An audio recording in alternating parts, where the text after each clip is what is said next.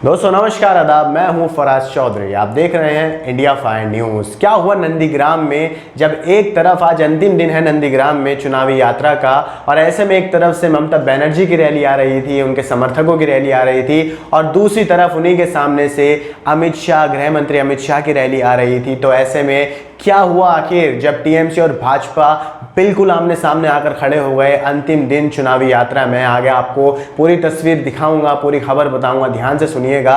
और नंदीग्राम इस वक्त मोस्ट हॉट टॉपिक है बंगाल चुनाव में, क्योंकि नंदीग्राम में एक तरफ है टीएमसी की नेता और मुख्यमंत्री बंगाल की मौजूदा ममता बनर्जी, और उनके सामने है, उनके विरोध में है टीएमसी के ही बागी नेता शुभेंदु अधिकारी।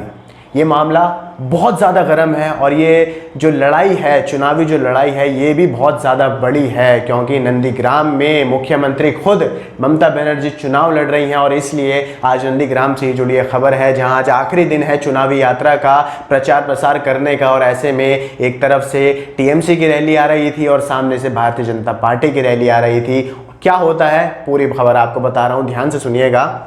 बंगाल के सियासी घमासान में दूसरे चरण की वोटिंग के लिए चुनाव प्रचार का आज आखिरी दिन था, इसलिए बीजेपी और टीएमसी ने पूरा जोर लगा रखा था। एक तरफ गृह मंत्री अमित शाह ने नंदीग्राम से भाजपा उम्मीदवार शुभेंदु अधिकारी के साथ रोड शो किया, तो दूसरी ओर मुख्यमंत्री ममता बनर्जी भी यहां के बागाबेड़ा में व्हीलचेयर पर बैठकर पद यात्रा की अगुवाई कर रही थी। और ममता बनर्जी ने साफ कर दिया है कि जब तक नंदीग्राम में वोटिंग प्रक्रिया पूरी नहीं होंगी, वो नंदीग्राम में ही रहने वाली हैं। क्योंकि कई सारी खबरें सामने आई थी मीडिया में भी कि बंगाल चुनाव के पहले चरण में ईवीएम का कई तरीके से लोगों ने विरोध किया था, कि वो जा रहे थे अंदर वोटिंग रूम में, वो टीएमसी के बटन को दबा रहे थे, मगर भारतीय जनता पार्टी की पर्ची बाहर आ रही थी, भारतीय जनता पार्टी को वोट डल रहा था। ऐसे कई लोगों ने सोशल मीडिया पर आकर अपने बयान दिए थे, जो पत्रकार वहां पर गए हुए थे, जो रिपोर्टिंग कर रहे थे ग्राउंड लेवल की। आगे सुनिए। रोड शो के बाद शाह ने मीडिया से बात करते हुए कहा कि पूरे बंगाल में परिवर्तन करने का सबसे सरल रास्ता है कि नंदीग्राम से ममता को हराया जाए।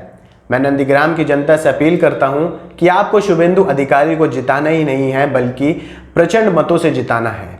वहीं ममता ने लोगों से अपील की कि वे शांतिपूर्ण तरीके से वोट दें, अगले 48 घंटे अपने दिमाग को शांत रखें और टीएमसी को ही वोट दें। इसके बाद क्या होता है, महिला सुरक्षा के मुद्दे पर ममता पर हमला बोल दिया जाता है।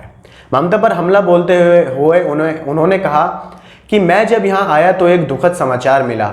नंदीग्राम में जहाँ ममता दीदी रुकी हैं, वहाँ से 5 किलोमीटर दूर महिला से बलात्कार की घटना हुई। दीदी किस आधार पर महिला सुरक्षा की बात करती हैं, जब उनके होते हुए यहाँ ऐसी वारदातें हो रही हैं। बीते दिन भाजपा कार्यकर्ता की मां का निधन हो गया, जिनके साथ टीएमसी के गुंडों ने मारपीट की थी। ये खबर ये बयान अमित शाह ने दिए, जो मीडिया थी उनको, कि आखिर जहाँ मुख्यमंत्री ममता बनर्जी हैं, वहीं उसी जगह से 5 किलोमीटर दूर एक लड़की के साथ बलात्कार हो जाता है। गृह मंत्री अमित शाह ये कह रहे हैं। तो ऐसे में हमें ज़रूरी है कि ऐसी दूसरी जगहों पर भी नज़र डाली जाए जहां पर भारतीय जनता पार्टी की सरकार है, क्योंकि आखिर गृह मंत्री अमित शाह ने पूरे जोर लगा रखे हैं। भारतीय जनता पार्टी ने बंगाल को जीतने के लिए सोनार बांग्ला का उन्होंने पूरा एक भाषण दिया है, नारा दिया है कि वो बंगाल को बदल देंगे, पूरी तस्वीर बदल देंगे। मगर उत्तर प्रदेश की अगर बात की जाए, एमपी की अगर बात की जाए, जहां पर भारतीय जनता पार्टी की सरकार है, उनका शासन है, वहां पर हर दूसरे दिन ऐसी खबर हमारे सामने आती है कि कहीं किसी लड़के का बलात्कार हो जाता है, कहीं किसी का गुंडे आकर खुलेआम कत्ल कर चले जाते हैं, और कानून प्रशासन हाथ पे हाथ धरकर बैठी रहती है। तो आखिर बंगाल के लोगों को कैसे भरोसा होगा गृह मंत्री अमित शाह की इस बात पर? आखिर किस आधार पर भारतीय जनता पार्टी पर अपना विश्वास कायम रखेंगे बंगाल के लोग? ये तो खैर हमें चुनाव के बाद पता लग ही जाएगा, जब चुनाव प्रक्रिया पूरी खत्म हो जाएगी और चुनाव के परिणाम हमारे सामने आने शुरू होंगे। आगे भाजपा का यह दावा है बंगाल में 200 से ज्यादा सीटें जीतनी है। चुनाव से पहले ही शुभेंदु अधिकारी दावा कर चुके हैं कि वे ममता बनर्जी को 50,000 से ज्यादा वोटों से हराएंगे। बीते दिनों गृह मंत्री अमित शाह ने भी कहा था कि बंगाल की जनता परिवर्तन चाहती है और उसकी नींव नंदीग्राम में रखी जाएगी। हम बंगाल में 200 से ज़्यादा सीटें जीतने जा रहे हैं, ऐसा भारतीय जनता पार्टी का विश्वास है, या आप कुछ लोग इसे कह सकते हैं ओवर कॉन्फिडेंस भी है, क्योंकि इतनी आसानी से कह देना अपने सामने, आपके सामने विरोध में मुख्यमंत्री खड़ी है बंगाल की और one of the most famous politicians हैं इस वक्त बंगाल की ममता बनर्जी, जहां भारतीय जनता पार्टी साफ तरीके से ये ऐलान कर रही है, शुभेंदु अधिकारी ऐलान कर रहे हैं कि वो 200 से ज़्यादा सीटें जीतेंगे। मगर जब आप सोशल मीडिया पर जाकर, आप अलग अलग मीडिया चैनल्स पर जाकर, गोदी मीडिया पर नहीं, अलग अलग मीडिया चैनल्स पर जाकर जो सोशल मीडिया पर काम कर रहे हैं, जो ग्राउंड लेवल पर बंगाल के लोगों से उनकी राय ले रहे हैं, तो वहां पर आपको एक चीज़ ज़रूर देखने को मिलेगी, एक परिवर्तन ज़रूर देखने को मिलेगा कि वहां पर ज़्यादातर लोग टीएमसी को सपोर्ट कर रहे हैं।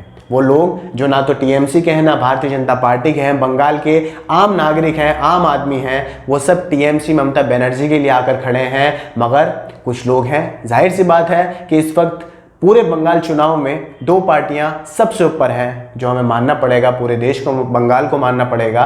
एक तरफ भारतीय जनता पार्टी है, प्रधानमंत्री मोदी हो, गृह मंत्री अमित शाह हो, या फिर जो मुख्यमंत्री योगी आदित्यनाथ भी हो, शुभेंदु अधिकारी भी हो, तो दूसरी तरफ टीएमसी की अकेली मुख्यमंत्री ममता बनर्जी हैं, जो लगातार लगी हुई हैं प्रचार प्रसार में और भारतीय जनता पार्टी के सामने अकेली एक हर्डल बनकर खड़ी हुई है पूरे बंगाल चुनाव में। तो अंत में सबसे बड़ा सवाल आता है, जो मैंने आपको वीडियो की शुरुआत में सस्पेंस में छोड़ा था, कि एक तरफ से भारतीय जनता पार्टी गृह मंत्री अमित शाह की रैली आ रही थी और दूसरी तरफ से टीएमसी मुख्यमंत्री ममता बनर्जी की रैली आ रही थी। तो ऐसे में जब टकराव हुआ तो क्या माहौल था? तो एकदम से माहौल ऐसे बदल जाता है, भारतीय जनता पार्टी के कार्यकर्ता भारतीय जनता पार्टी की रैली की तरफ से नारे लगने शुरू हो जाते हैं, जय श्री राम के, जय श्री राम के जोर जोर से नारे लगाए जाते हैं। और नारे क्यों लगाए जाते हैं? टीएमसी मुख्यमंत्री ममता बनर्जी को चिढ़ाने के लिए। ये पूरा आपने देखा होगा बंगाल चुनाव में कि जब से घोषणा हुई थी, जब से पार्टी प्रचार प्रसार में लगी थी, तब से भारतीय जनता पार्टी ने ममता बनर्जी को जय श्री राम के नारे पर हमेशा टारगेट किया है। मगर ममता बनर्जी भी अपनी बात पर अटल रही हैं, उन्होंने जो कहा था अभी तक उसी बात पर वो अटल रही हैं। मगर फिर भी जब टकराव होता है दोनों पार्टी की रैलीज में, तो जय श्री राम के नारे लगाए जाते हैं, जिसके रिप्लाई में ममता बनर्जी कहती हैं कि सारे वोटर, सारे लोग 48 घंटे तक अपने आप को ठंडा रखें और टीएमसी को ही वोट दें। आप लोगों को ये खबर कैसी लगी आप मुझे कमेंट कर बताइए। खबर आपको पसंद आई हो तो इसे लाइक कीजिए, आगे शेयर कीजिए और हमारे चैनल इंडिया फायर न्यूज़ को सब्सक्राइब करके बेल आइकन दबाइए ताकि आपको सारी अपडेट्स मिलती रहें। मुझे दीजिए इजाज़त, नमस्कार।